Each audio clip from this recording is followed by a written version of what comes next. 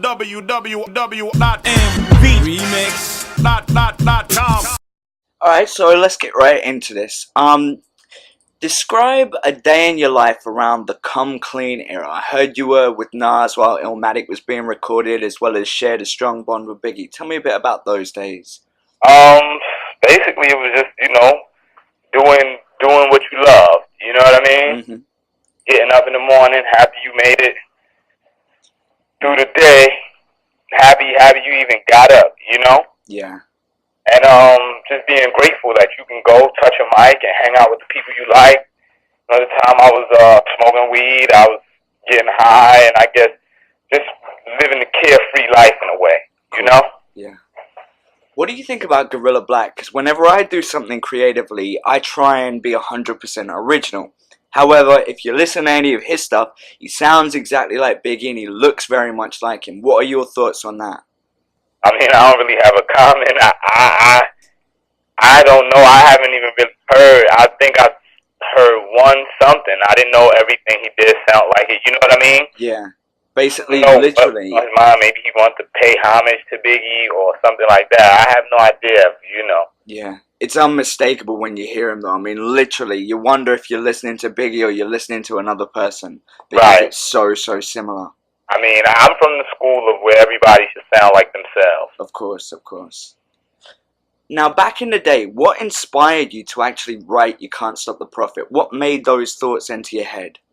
I mean, basically just living, like I said earlier, I come from a very hostile environment, and you were just happy to make it through the day. Mm-hmm. So in getting through that and getting past that and growing and learning and seeing youth out there and not wanting to go through what I went through because I had a lot of near-death experiences, it just made me want to take some type of responsibility and just write responsible rhymes. Mm-hmm. How did the concept for the video arise? The concept of what? The video. Video? Mm-hmm. Which one? The You Can't Stop the Prophet video. Basically, me and my boy Daniel Hastings, my boy Chris, we all sat down and we just came up with the idea. We listened to the record. We was like, it's a comic book. Let's make it a comic book, Mm-hmm. Cool. Now, your vocabulary has always been more diverse than a lot of rappers you traditionally hear. How or where were you educated to be able to make the references you do and use the words you use? Well, I was taught to read at a young age by my grandmother. Mm-hmm. And my mother was a teacher in the New York City school system for a while, but even before she was a teacher, we were very big on reading in my house. Uh-huh. So I just read a lot of different material. I have aunts and uncles that are so many years older than me, some 10, some 15, some just 5. So I had a lot of literature around the house that was really for older children, but since they were around, I read them anyway, little novels and comic books and things of that nature. So it was basically just reading and learning new words when I didn't know what words mean. If you didn't know what a word meant, you had to go look it up and be able to use it, Perfect. So that's basically it. Nice.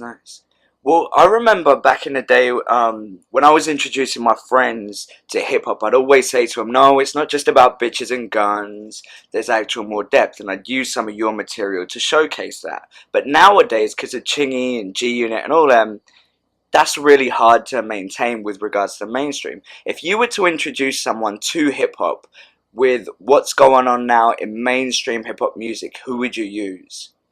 Whoa, you trying to stump me right there. KRS-One maybe. Cool.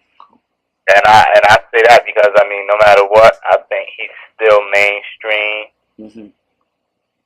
To me at least. And I don't listen, so I don't know. I couldn't say. Yeah. Really, wow. Like I said, it has to be KRS-One. I guess he's considered underground nowadays. Yeah, which is shocking. But so I don't know. That's a really hard question right there. I don't particularly think anyone is talking too much consciousness, even the people who are supposed to be. you know? Definitely. The underline is still a lot of negative crap, so. Of course. I mean, everything you hear is, you get the commercial single and you get some integrity on the album, but never the single. Never. Right, so I guess you would just have to go with Jeru The Damaja, hey. Perfect. And just wait for me to just come out with records every year, that's it. Perfect. Can you envision a 2004 or 2005 version of You Playing Yourself being made? I envision a lot of different things. I'm currently working on an album with myself and Dap.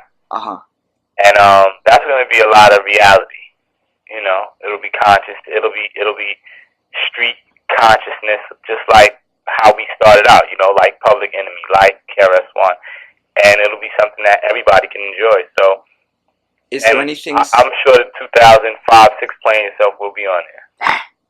Is there anything in terms of a title or maybe a group name established for that? I don't want to let it out the box right now because the project is too early. Okay. You know, it's in its early stages, but it's definitely going to be dope, and you'll be one of the first to know, Hugo. Perfect. So, in comparing Jeru 10 years ago to today, what would you say is the greatest change you've noticed in your life? Maturity. Perfect. I was so immature, and I mean, I'm still pretty immature now. We all. But, compared to back then, I think my level of knowing who I am, because I always felt like I knew who I was, but still in all, I was a young man coming from the inner city, still making some good choices, you know, but still making some wrong choices, and I had a really big mouth, and that's because when you're young, that's how you are. You want to fight for a cause, you just go all out gung-ho. You don't know sometimes that you have to be covert. Yeah. And so I'm just maturity. Cool. Now, if you could alter something in your career thus far, what would you change, if anything? Really nothing, because everything is a learning experience, and it's making me a better MC. I think that I'm a better MC today than I was 10 years ago, 15 years ago.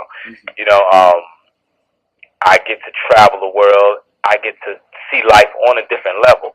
You know, maybe my career would have went a different way or something like that. I might not be experiencing the world the way that I'm experiencing it today. So I'm glad that things are the way they are, and I wouldn't change a thing. Cool, cool. Now, although how you got started has been very much discussed, it's kind of been strayed away from, and you don't have to talk about it if you don't want to. But how did the fallout between yourself and Gang Starr occur? I mean, it was really never a fallout. That's all the rumor. Oh, okay. It's basically just people wanting to do different things. You know what I mean? You can't stay in the same. Sun Tzu said you don't fall in the same hole twice, that you always change. So me, I just wanted to expand what I was doing, change my sound some, experiment. That's what music is all about, you know. I got into music because I love doing music. I love doing different things, and that's how you always fresh. You know, when you can come out, I can come out in 2003 and 2004, and then come out again in 2006, and always have something fresh. People won't say that they've heard it before or it sounds the same. So like I said, it was never any fallout. That's why me and Dap still rocking together, you know?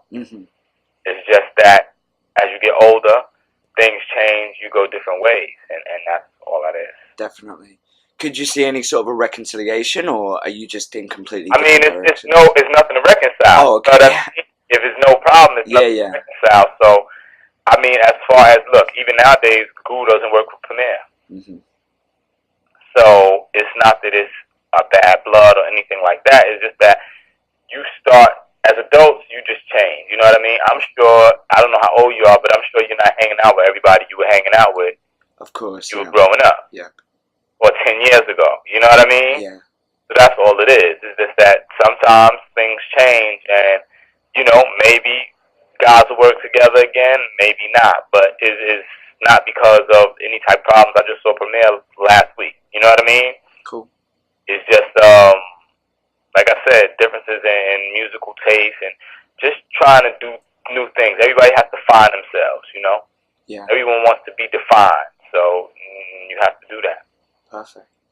Are there any updates with yourself with regards to Afura and the Perverted Monks? I don't even know what's going on with those guys. I don't even know who the Perverted Monks are. You know what I mean? Yeah. I know I started the Perverted Monks, but I didn't know it was extra members or anything until recently. You know what I mean? Yeah. So I have no idea. Like I said, if you want to do musical things, different things, and that's cool. I bless it. You know what I mean? Mm-hmm. Hopefully they're good. Did you hear any of their stuff? I haven't actually heard much about them recently. I mean, Afura's last album didn't really get much exposure. The one before did, but the last one didn't. And since then, I haven't heard much at all. Yeah. So what can you tell me about your new album? My new album, to me, basically, I think it's just dope hip hop. Mm-hmm. You know what I'm saying? Unadulterated.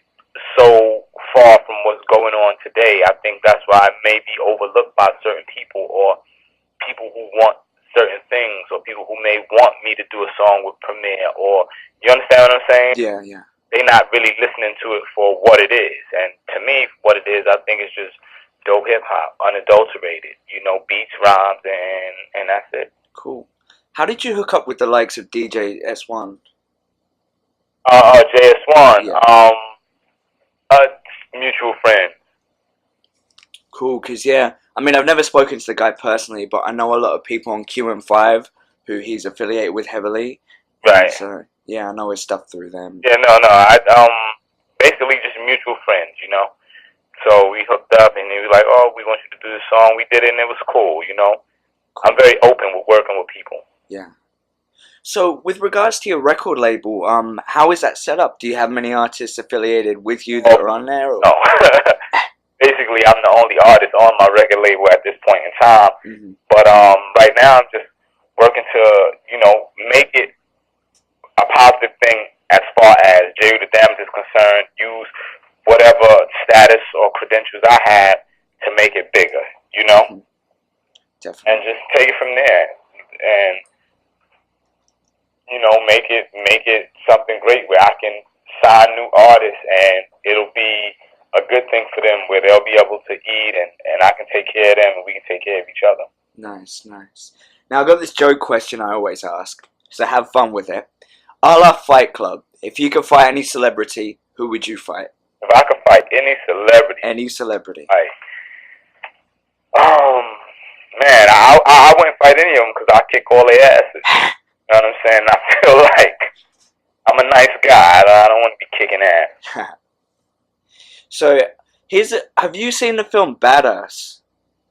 What, Badass? About Mario Van Peebles? Yeah. Pops and all. No, I haven't actually. Because basically that inspired me to ask a question, which is, that film talks about Melvin Van Peebles' Sweet Sweetback's Badass song, which I don't know if you know much about that.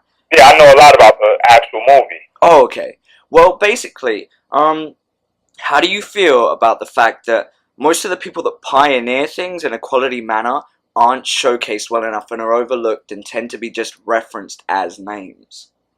Wow. I mean, I live it, so you know what I mean? That's what I mean, because, I mean, Melvin Van Peebles, I'd heard the name mentioned, but I didn't really know enough about it until I saw Badass. Oh, see, I actually am cool with his son, and I played in a movie that those guys directed. Oh, nice. Called Gang in Blue, so you should check it out. It's in your local video store. Cool.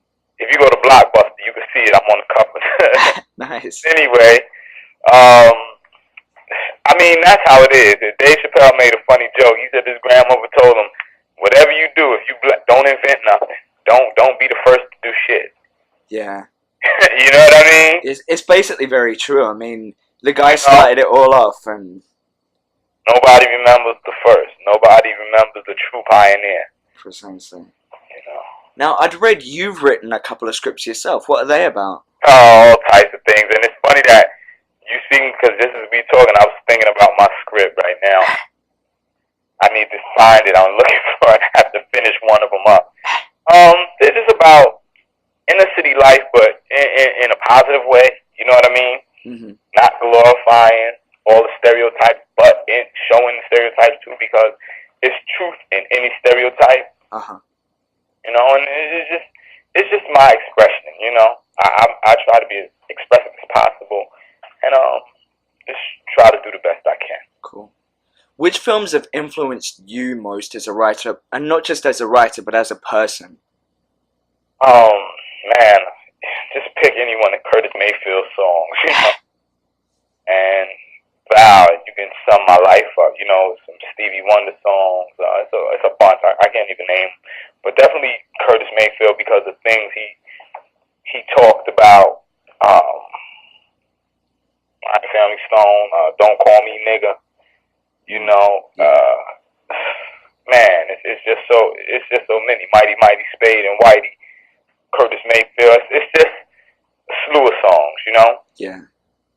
But they definitely influenced my life, my outlook on life, and just wanting to be a positive type person using music because those are the guys who I try to be more like a Curtis Mayfield, because he was a guy who used his voice to say something, you know? Yeah, yeah. To take all the stereotypes of the ghetto, all the negativities, and put them into a medium where people will understand, but still at the same time, he turns into something positive because it was music, and people love music, you know? Music makes you feel good. Yeah. Will you be voting in the next election? Oh, definitely. I might be out of the country, but if I am, I'm going to take an absentee ballot. Cool. Who will you be voting for if you don't mind? Oh, man. Not George Bush. Did you happen to see Fahrenheit 9/11 or? Oh, yeah, I definitely saw that the day it came out. Yeah. Quite the expose there.